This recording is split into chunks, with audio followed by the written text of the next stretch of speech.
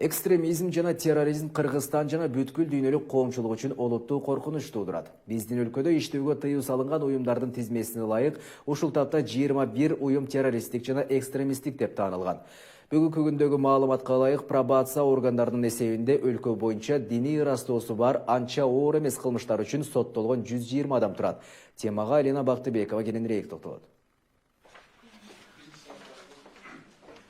Ысык көл жана Нарын облустары боюнча пробация органдарынын кызматкерлери пробациянын кардарларынын арасында экстремизмдин жана үй бүлөлүк зомбулукту алдын алуу окуу курсунан өтүштү. Анда эксперттер кызматкерлерге экстремисттик жана террордук агымдарга каршы туруу боюнча эл аралык жана улуттук мыйзамдар жөнүндө айтып беришти. Ага улай экстремизм жана терроризм түшүнүгү жана алардын багыттары тууралуу сөз болду. Аны менен бирге Кыргызстанда иштөөгө тыюу салынган диний уюмдар тууралуу маалымат берилди. Бүгүнкү күндө эмне үчүн профилактикалык иш-чараларга басым жасап атабыз? Себеби биз кылмыш болуп кеткенден кийин эмес, кылмыш болуу электин астында биз алдын алып калсак, чоң жетишкендик катары же болбосо ушул мамлекетибиздин коопсуздугун терең багытка, коркунуч алып келе турган багытына кирип кеткенден биз токтотуп калууга мүмкүнчүлүк болот.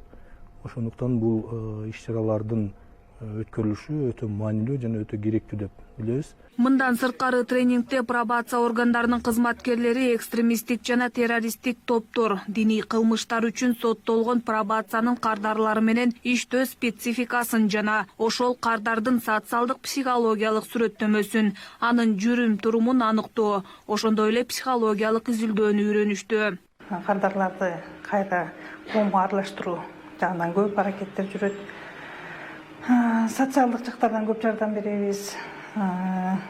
Үй бүлөсү менен, бир туугандар менен карым-катнаштарын кайра калыбына келтирүү боюнча жардам беребиз. Колунда жок үй бүлөлөр болсо же көп балалуу үй бүлөлөр болсо, аларга материалдык жактан, гуманитардык жактан жардам бергенге аракеттерибизди жүргүзөбүз.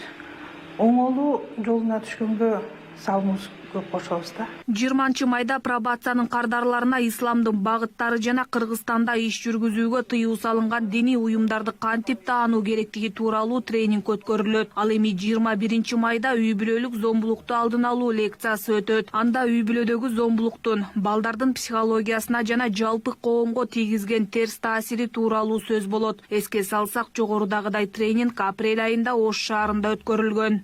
Биздин эң негизги милдет, пробациянын негизги милдети бул кайрадан адамдарды ресоциализация кылуу. Кайрадан ондай коомго мындай киргизүү, түрмөдөн отуруп чыккандар, түрмөдөн бошогондор кайрадан коомго кириш үчүн ошо биз ошолорго өзүбүздүн кардарларга жардам беребиз. Ушул тапта биздин өлкөдө иштөөгө тыюу салынган уюмдардын тизмесине ылайык 21 уюм террористтик жана экстремисттик деп табылган. Бүгүнкү күндөгү маалыматка ылайык пробация органдарынын эсебинде өлкө боюнча диний ырастоосу бар анча оор эмес кылмыштар үчүн соттолгон 120 адам турат. Алина Бактыбекова, Нурдан Карыпбеков, Пирамида.